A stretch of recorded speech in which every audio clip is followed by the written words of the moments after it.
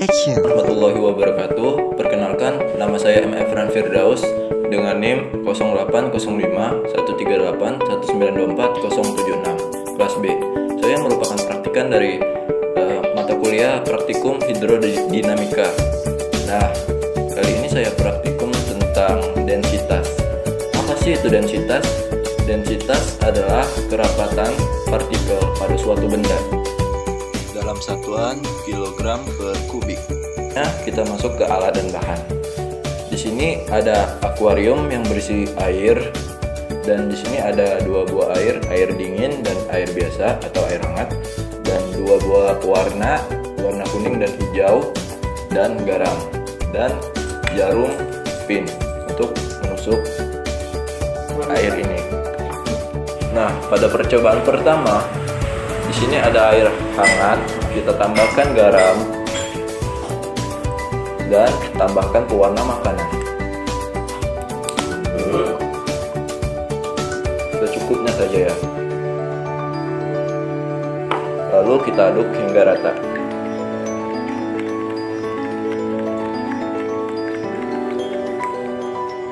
Nah, pada air dingin kita tidak menambahkan apa-apa, kita tambahkan cuma pewarna secukupnya saja.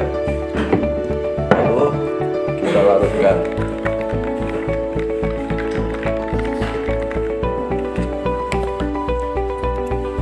Nah, bolongin, lalu masukkan ke air, sama halnya dengan warna kuning.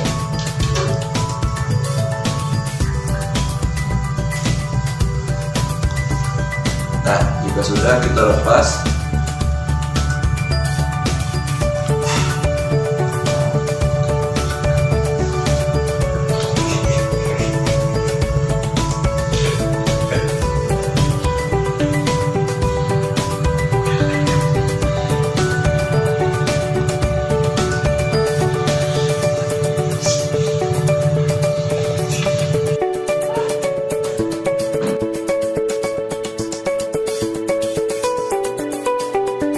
Pada percobaan kedua, air dingin bergaram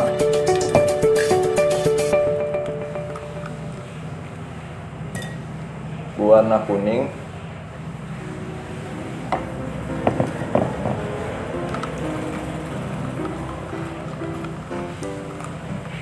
dan air hangat dikasih pewarna.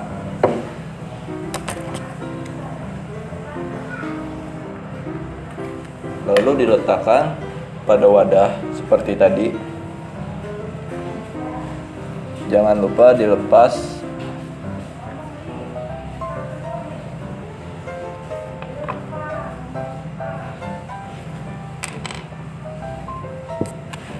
Dan amati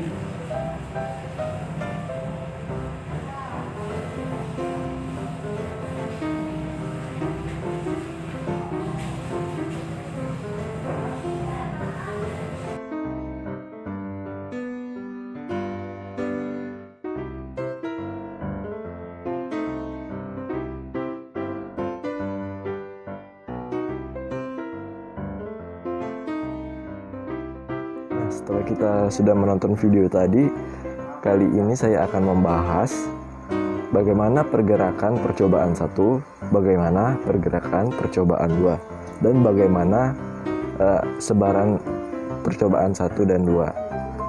Nah, manakah yang lebih cepat sebarannya, air hangat atau air dingin? Nah, pada percobaan pertama yang kita ketahui itu air kuning, itu air hangat bergaram, dan yang warna hijau tadi air dingin tidak bergaram. Nah, pergerakannya itu cenderung lambat dan sebarannya hanya ke atas saja. Sedangkan air dingin tidak bergaram yang warna hijau, pergerakannya lebih cepat dan sebarannya hanya di dasar saja. Nah, selanjutnya pada percobaan kedua, air kuning dingin bergaram dan air hijau hangat tidak bergaram. Nah, pergerakan pada air dingin bergaram itu pergerakannya itu lambat, dan arah sebarannya itu cenderung ke atas. Kenapa demikian? Karena garam sulit melarutkan pada air dingin, karena itu molekul-molekulnya itu lebih sedikit dibandingkan air hangat. Nah, sedangkan pada air hangat biasa itu pergerakannya lebih cepat dan sebarannya juga lebih merata. Selanjutnya, densitas, salinitas, dan temperatur saling berhubungan. Densitas dan salinitas memiliki hubungan yang erat. Hal ini di mana densitas meningkat dan salinitas bertambah atau suhu berkurang. Kenapa demikian? Karena densitas dan salinitas memiliki hubungan berbanding lurus. Nah, sedangkan densitas dan suhu berbanding terbalik. Nah, yang kita ketahui, air dingin memiliki densitas yang lebih besar dibanding air hangat karena kerapatan suatu molekul. Umumnya, zat memuai secara berurutan seiring bertambahnya temperatur, tetapi tidak dengan air.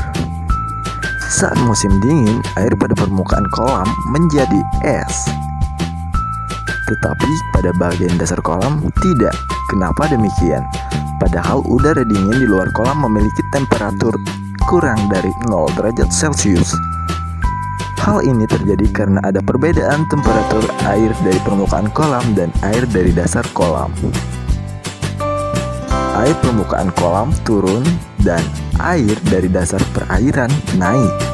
Siklus ini terjadi secara terus-menerus sehingga temperatur pada permukaan kolam dan temperatur dari dasar kolam bercampur. Hingga air pada dasar kolam mencapai temperatur sama dengan 4 derajat Celcius. Sedangkan air pada permukaan kolam menjadi es. Hal ini terjadi karena pada permukaan memiliki temperatur kurang dari 4 derajat Celcius. Disebabkan karena udara dingin di luar kolam memiliki temperatur kurang dari 4 derajat Celcius sehingga kolam menjadi es. Es tetap berada pada permukaan kolam. Massa jenis es lebih kecil daripada massa jenis air. Jadi, pada temperatur antara 0 derajat Celcius sampai 4 derajat Celcius, volume air menyusut mengalami pemuaian yang tidak teratur. Ini yang disebut anomali air. Perlu diketahui bahwa saat air mencapai temperatur lebih dari 4 derajat Celcius, maka volume air memuai secara teratur. Nah, jadi dapat kita simpulkan bahwa air dingin dengan salinitas yang tinggi dan densitas yang cukup besar pergerakan itu lebih cepat dibanding